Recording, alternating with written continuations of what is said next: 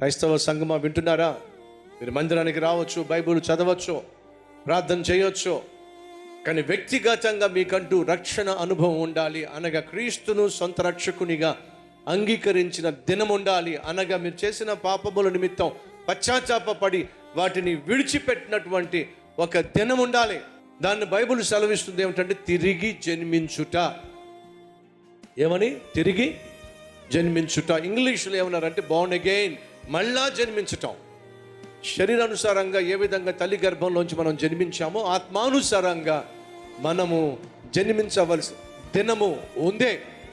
జాగ్రత్త. రోజు రాకుండా ఉండాలంటే రోజు ప్రభువుని అడుగుతావా? ప్రభు, నువ్వు ఆశించిన ఫలము ఫలించగలిగిన జీవితం నాకు దయచే ప్రభువా.